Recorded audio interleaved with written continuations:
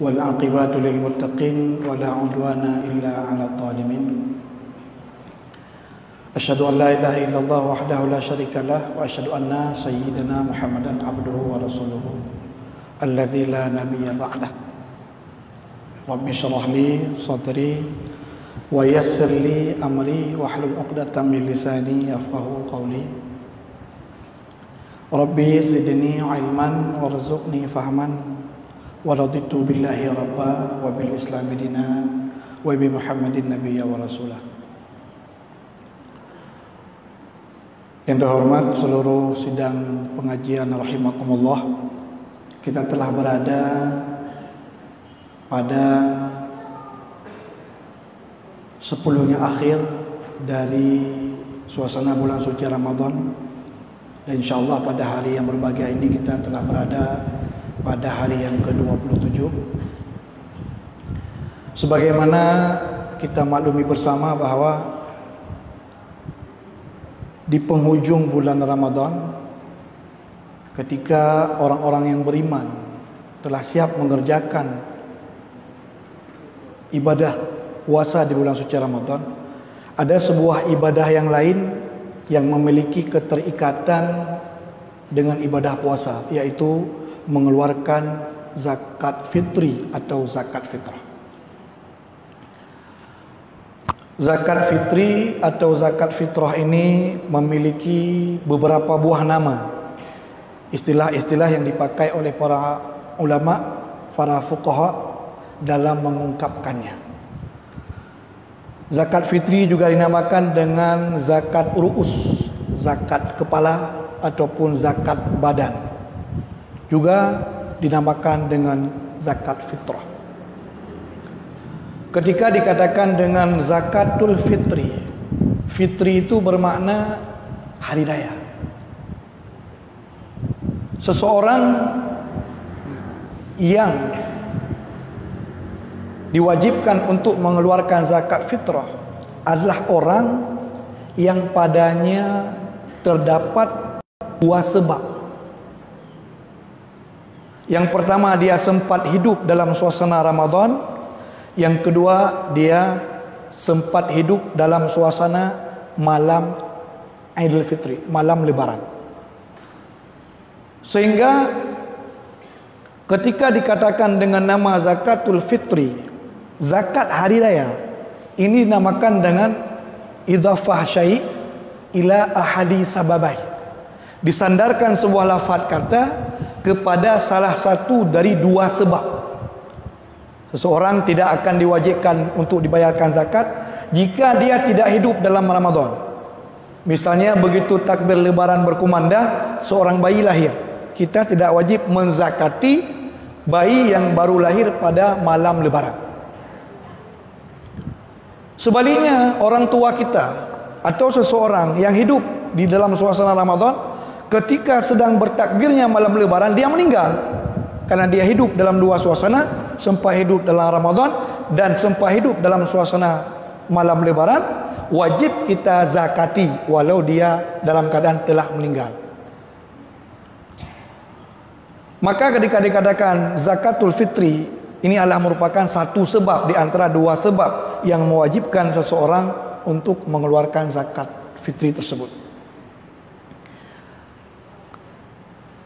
Hukum mengeluarkan zakat fitri atau zakat fitrah dalam bahasa Aceh, hukumnya adalah ijma' para ulama, konsensus para ulama atas kewajibannya. Kecuali beberapa orang ulama di antara sekian banyak ulama yang mengatakan kesunahannya. Tetapi mayoriti para ulama berpendapat dan dapat dikatakan sebagai satu konsensus atau ijma', hukum bayar zakat fitrah itu wajib, kecuali beberapa orang ulama yang menyelisihinya dari berbagai macam lintas mazhab. Di antaranya Ibnu Laban, salah seorang ulama mazhab Syafi'i, beliau tidak mengakui kewajiban membayarkan zakat fitrah. Beliau hanya mengatakan sunnah muakkad.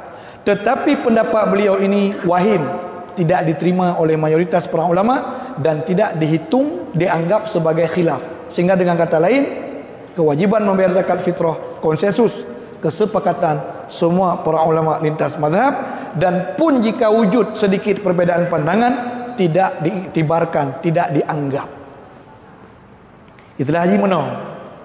Geduk sampai-sampai urang-urang kaliber raya.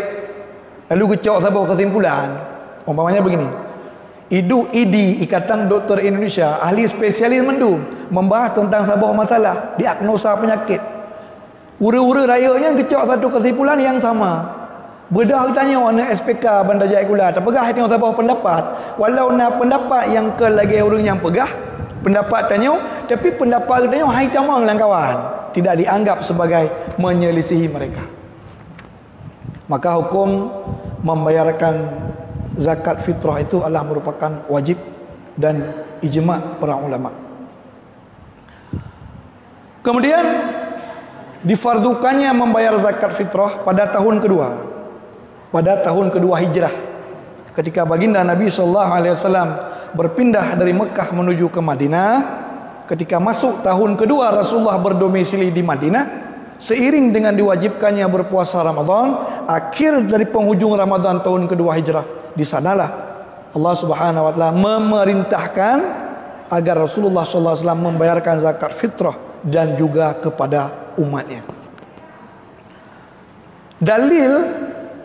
Dalil yang mewajibkan zakat fitrah di atas pendapat yang kuat itu tidak ada ayat. Di atas pendapat yang kuat tidak ada ayat yang mewajibkan kewajiban zakat fitrah. Tetapi kewajiban fitrah ini diwajibkan melalui sunnah Nabi SAW. Ini menunjukkan bahawa ketetapan Allah bisa saja ditetapkan melalui ayat atau bisa saja ditetapkan melalui sunnah. Makanya adillah syariat, dalil-dalil dalam bersyariat yang disepakati oleh ulama itu 4, yang diperselisihkan oleh para ulama itu sampai 18, sebagaimana disebutkan oleh para ulama, di antaranya seperti Wahbah Mustafa Az-Zuhaili dalam kitab Fiqhul Islam wa Adillatu. Dia menyatakan yang legok bagi dia ayat wajib zakat fitrah. Di atas pendapat kuat itu tidak ada. Tapi hukum bayar zakat fitrah wajib. Akan wajib karena ada hadis yang berbunyi faradha Rasulullah SAW zakat al-fitri sa' min tamrin wa sa' min zabib wa sa' dan hingga akhirnya. Ini yang menjadi dalil penetapan hukum adanya zakat fitrah. Tidak ada ayat. Namun ada pendapat yang dhaif yang diriwayatkan oleh Ibnu Syahin. Di antara beberapa ulama-ulama mufassirin yang lain meriwayatkan bahawa firman Allah yang berbunyi qad aflaha man tazakka wa dzakara asma rabbi fa shalla. Ini maknanya qad aflaha man tazakka. Beruntunglah orang yang mensucikan hartanya, maknanya orang yang mengeluarkan zakat fitrah. Tapi ini pendapat dhaif. Namun pun demikian, jikapun itu merupakan pendapat dhaif, menyona orang pegah baik dia alih katanya, karena memang masih ditolerir dalam agama memakai pendapat dhaif, apalagi pendapat para ulama. Cuma itu yang benar tengah tak pegah hujah hukum hanya tak apa saja bab pendapat dhaif, hanya bab dalil yang dhaif akan melahirkan hukum-hukum yang dhaif pula. Yang mana? Kan memakna bangka dhaif hanya pakai. Karena dhaif pun dalil sekalipun bisa dipakai pada 3 tempat. Tinggal ditanya baik otai pegah lego adil tak tulak mentah-mentah. Ketika tak tulak mentah-mentah hadis dhaif, nyan ke itu nyok ke carang, itu nyok ke bangai kita nyok. Karena ulama sekaliber Imam Ahmad Ibni Hanbal, ulama sekaliber Imam Nawawi, mereka berkata dalam kitab-kitab mereka, ya juz bal yustahab, boleh bahkan terkadang sunnat memakai dalil-dalil yang dhaif fi thalathati mawadhi, pada 3 tempat, bi thalathati syurut, dengan 3 syarat. Dia bagi pegah bagi tengok tak tolak prak-pruk muntah-muntahnya itu nyok bangai dia ke itu nyok jarang. Jamaah kajian rahimakumullah. Diwajibkan zakat fitrah itu pada tahun 2 Hijrah. Dirikut setelah diperintahkannya kewajiban berpuasa pada tahun 2 Hijrah. Ukuran yang diwajibkan dalam nas itu 1 sa'. Ukuran yang diwajibkan untuk dibayarkan zakat fitrah itu 1 sa'. Sa' itu 1 bentuk takaran yang memakai ukuran-ukuran yang ada di Arab. Maka para ulama memeriksa, di antaranya saya pernah membaca dalam kitab Fiqhul Islam wa Adillatuh karangan Wahbah Mustafa Az-Zuhaili dalam juz yang ketiga halaman 395, bahawa menurut jumhur para ulama, mayoriti ulama berpendapat yang dinamakan dengan satu sa' itu adalah jika diukur dalam ukuran gram 2795 gram, 2 kilo, 7 dalam kilogram. Dalam mazhab Hambali, Syafi'i dan Maliki. Dalam mazhab Hanafi, sabah sa' sebanyak 3,800, 0,8. Keempat mazhab ini sepakat bahawa zakat fitrah hanya boleh dibayarkan dengan kut makanan pokok. Tidak dibolehkan membayar dengan kimah uang. Jadi peebah mazhabnya sepakat bahawa bayar zakat fitrah harus dengan makanan pokok yang menjadi kut ghalib balad, yang menjadi kebanyakan makanan pokok dalam status kampung taduknya. Nyan-nyan dah bayu. Dari lebah mazhab, sabah mazhab, hanya satu mazhab yang membolehkan membayar pakai duit atau harga. Mazhab Syafi'i tidak membolehkan. Mazhab Malik tidak membolehkan. Mazhab Hambali tidak membolehkan membayar dengan duit, hanya dibolehkan dengan makanan pokok yang kita konsumsi. Yang membolehkan hanya mazhab Hanafi. Sehingga apabila kita mengeluarkan zakat fitrah dengan peng, dengan duit, sama dengan kita telah bertaklid kepada mazhab Hanafi. Yang mazhab Syafi'i ngamru, Malik ngamru, Hambali ngamru. Jok peng berarti tengah tabayu zakat fitrah mazhab Hanafi. Boleh? Boleh dengan syarat. Perlu digarisbawahi bahawa walau dalam mazhab Hanafi membolehkan membayarkan zakat fitrah dengan kimah, dengan duit atau dengan harga, tetapi mereka tidak memperbolehkan membayar zakat fitrah dengan beras. Lang mazhab Hanafi hanya bayar peng je, kurma je, anggur je, kismis je, gandum je, hanya peng je.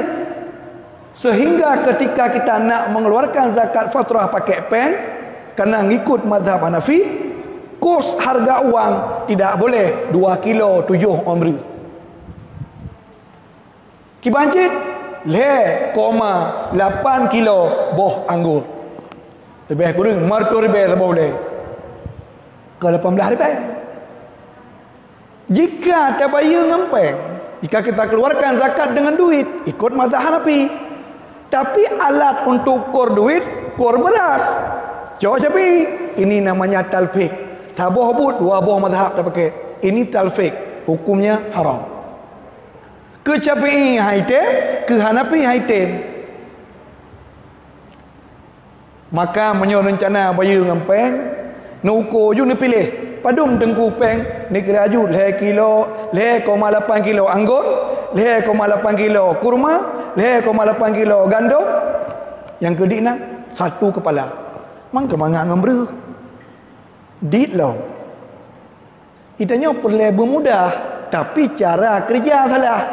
Bayar ngempeng padum peng 2 kilo 7 on bru kalah. Kemudian setelah kita faham, An-Nawawi rahimahullah dalam kitab Raudhah At-Talibin juz yang kedua menjelaskan bahawa membayar zakat itu tidak hana repot, karena zakat merupakan ibadah harta, wajib niat. Benar tak niat? Adapun lafaz waktu tajak dia ajuk empat jaket fitrah long, lenjok padangku atau empat jaket fitrah long, tonyo yang Tuhan wajib patulung dan macam sebagainya mana yang makruf. Itu bukan niat. Nyen kon niat. Baik sampai ente wate ni jauh hana nit Watena beliau hanan ni, watena sukat hanan ni. Yang nah yang kena pegang ayat tengok. Itu bukan niat. Dan ketika misalnya kita selaku kepala keluarga tanya wajib bi jaket. Tajuk ke urang terima, tak tanggungjawab rumah tanya. Anak dan boleh malam orang raya umpama tak ajuk. Hana tak mewah sibuk tu. Tak ujuk umpama anak mi hai ha ke nyamber kalau kubuh lampang. Watai tabuh, watai tak sukat, hana tanit. Untuk je ijuk lima anak mi kedeh tak ujuk kerana wajib patut ke tanya. Nyan tak taukil ha ke kajak om lazah. Kacau ber empat kalau kubuh lima orang. Tajuk bet dua kanit kewakilan hanit bakah kanit zakat fitrah tanya alimong tu kasai pubu i tanya tan tanit iji pihan coy ajo empat beri zakat hananit jona nit dan hanta karena innamal a'malu binniyat. Ibadah itu baru sah dengan adanya niat. Maka tergedi pada dajak umlasah tergedi empat zakat fitrah tangguh tergedi hana payah tak seru dan tak banyak jaman urung dengan taut duduk ber-ber hilah. Baru kemudian antri seloro. Jadi tergedi hana mana hana upu tergedi cok tengku empat jaga apa? Giliran tulinan 7 orang umpama. Yang penting watai tableo atau watai tak suka watai tabuh atau watai tajuk natanit.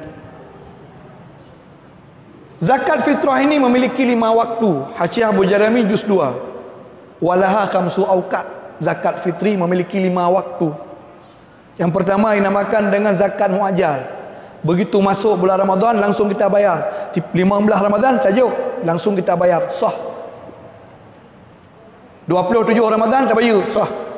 2 Ramadan tak bayar asal kaitan dengan Ramadan sah. Tapi yang lebih baik betul dengan orang raya. Tapi tergedi awal tajuk asal kaitan dengan Ramadan sah.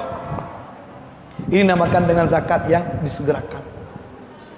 Setelah kita membayarkan zakat fitri tersebut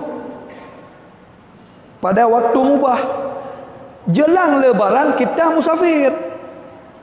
Bedah tanya wau sigli kerana ada yang kahwin dia sigli atau ke bandar musafir bawa anak isteri keluarga.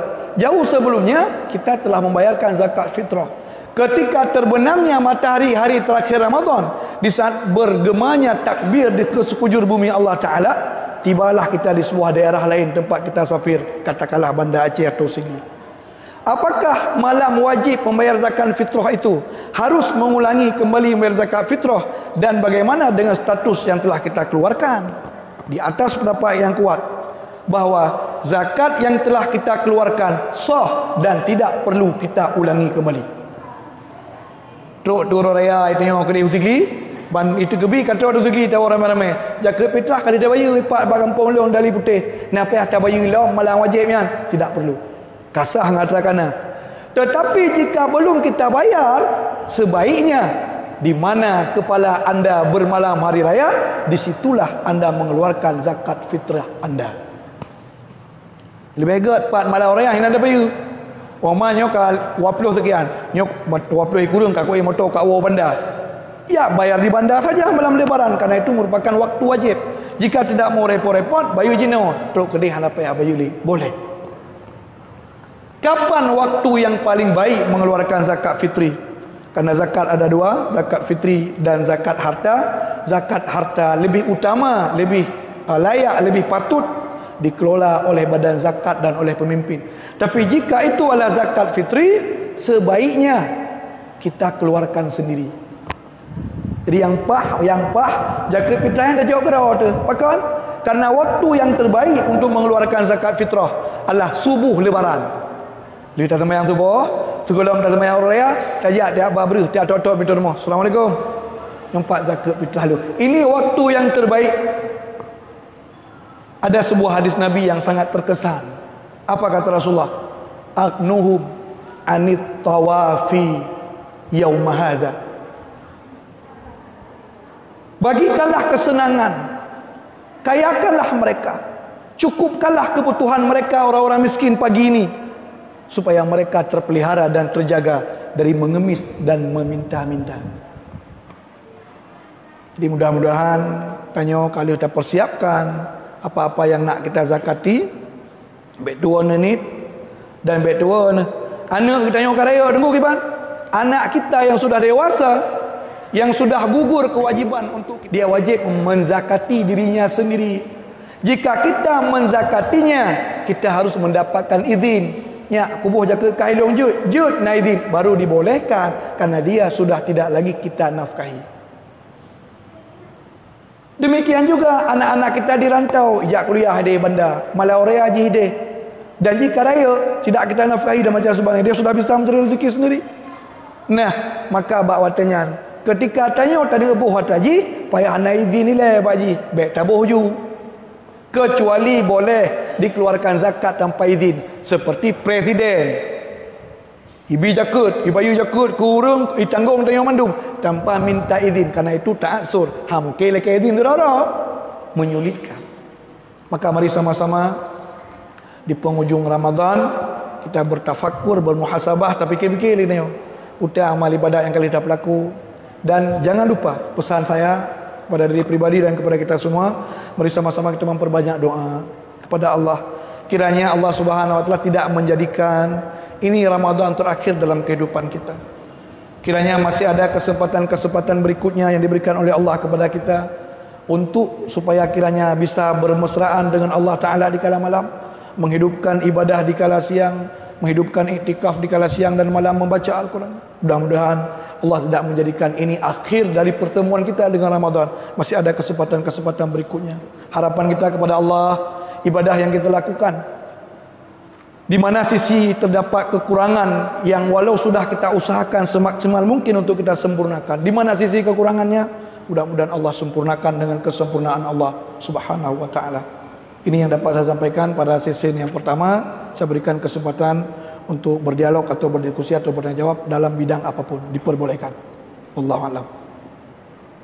Baiklah, para jemaah ini bertanya pada silakan.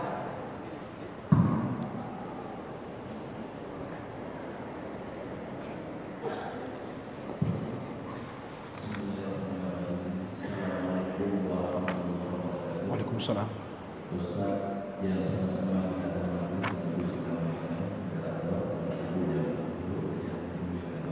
langsung saja Ustaz. Saya menarik dengan perkataan Ustaz, setiap pertanyaan itu ada usahanya. Terkhusus dalam pertanyaan Ustaz, itu ada dua yang disebutkan. Ketika kita membeli zakat fitrah, kita mungkin bertanya, bilang masih saya pergi ke pasar membeli zakat fitrah. Dan sebelum itu dalam hati kita sudah niat, baru kita menyatakan pada istri kita bahwa pergi ke pasar beli zakat fitrah. Nah, itu sebelum pertama. Yang kedua, zakat fitrah sudah kita pulang dari dulu. Niat dalam hati kita tanggal 27 baru kita memberikan zakat. Kalau jauh sebelum. Kemudian pada malam itu baru kita bawa. Timbul lagi niat lagi untuk membayar fitrah.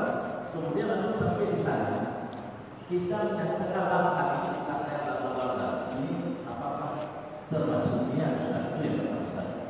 Yang kedua, saya ingin pertanyakan Ustaz, korelasi antara orang puasa dengan orang yang membayar zakat fitrah terkait dia berpuasa tapi tidak kembali memberikan zakat fitrah. Apa ada efeknya terhadap nilai-nilai yang dia puasa? Nah, itu karena tadi ada pendapat ulama, sebagian besar berpendapat wajib, sebagian kecil yang berpendapat adalah sunnah. Mohon itu penjelasan Ustaz. Terima kasih. Assalamualaikum warahmatullahi wabarakatuh. Waalaikumsalam warahmatullahi wabarakatuh. Menyingkapi tentang niat.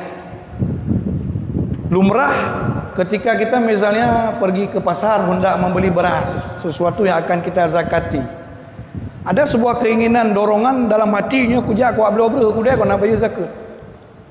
Kemudian begitu juga ketika malam di mana kita akan membawanya, ada dorongan dalam hati, nyo kuyak aku bayi zakat. Menjadi permasalahan adalah waktu itu tabah ketika kita sudah tiba di sana, lalu kita serahkan. Tidakkah apa yang sudah ada sebelumnya bisa mewakili? Tapi anggap yang kini je. Waktu nak beliau nak tengoknya aku nak beliau ke bayi zakat. Waktu nak jo pinyo tak pegaknya kini bayi zakat. Tekedi hana tak pegah sapule. Mewadak nyompak berhelom. Mana ni? Ni apa jan? Ada orangnya. Apakah je menau kenit? Tidak. Ini azam namanya. Perbuatan yang dilakukan oleh hati manusia Imam Jalaluddin Al-Suyuti dalam kitab Al-Ashbah wan Nadhair menjelaskan bahawa but iai pelaku liatin limang macam. Ada kalanya dinamakan dengan hajis. Ada kalanya dinamakan hadisun nafsi. Ada kalanya dinamakan khatar. Ada kalanya dinamakan dengan azam. Ada kalanya dinamakan dengan qasad. Qasad. Di dalam bab puasa boleh. Di dalam bab puasa azam, cita-cita, keinginan yang kuat untuk mengerjakan puasa esok hari, nian sah je kenit. Lah mati tu nah. Saja aku puasa tengah. Malam dah ni, langkati nah dia. Tinggal bengah hilung dari bengah tepuk-tepuk, ku tunda, ku makan, ku kubah jimat untuk mendekatkan diri kepada Allah. Sedangkan tengah bengah hura-hura Ramadan dan wajib aku berlaku, menyohana dah cah aku. Ada hakikat Ramadan dalam hati kita terbetik ku tengah bengah. Tapi tengah bengah baru tak pebut. Ini namanya azam, cita-cita, tapi dianggap niat dalam bab puasa. Dalam bab semayang, dengan tak dengar ibang ilmu tak mana nyo tak ada ku mana aku jak semayang. Tak pegat cita-cita semayang, waktu terkebi beta nilai je, tidak boleh. Kerana dalam bab semayang yang kenit kasdu syai'in. Tak lahir hakikat semayang, tirangan tak semayang, kan tidak ada mana. Sehingga apa yang terbetik di rumah, ini namanya azam, tidak dianggap niat dalam bab solat.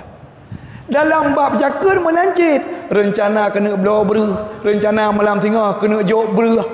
Ini azam, tidak dianggap niat dalam bab zakat.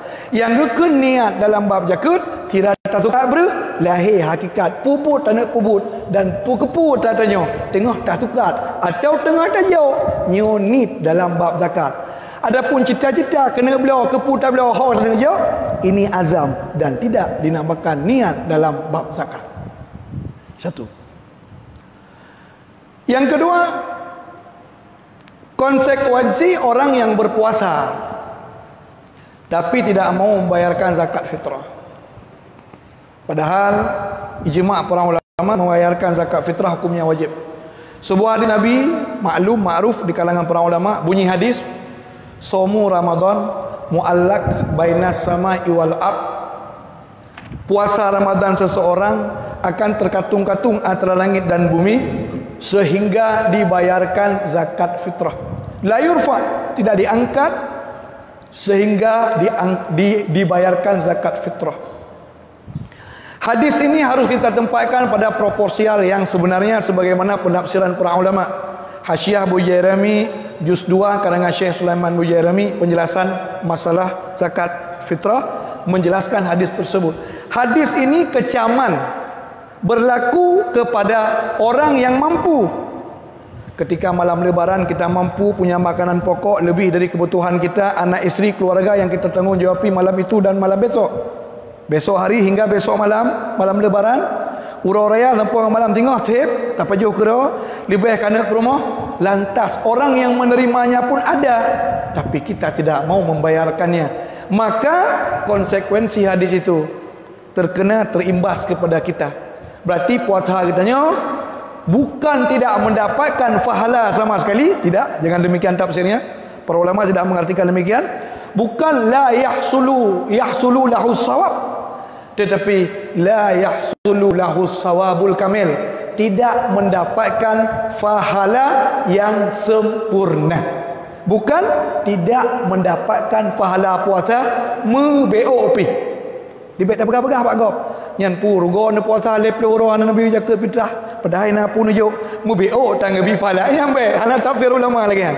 Yang ada orang yang mampu membayarkan zakat fitrah punya dan ada orang yang menerimanya, tapi anda bersikeras untuk tidak mau mengeluarkannya, anda tidak mendapatkan pahala yang sempurna. Namun tidak ternafi bahawa anda tetap mendapatkan pahala asal puasa walau tidak sempurna. Ya, demikian penafsirannya. Wallahu a'lam.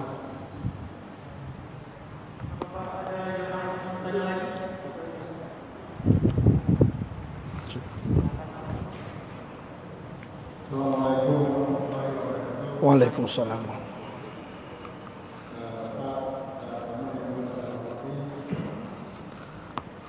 Yuna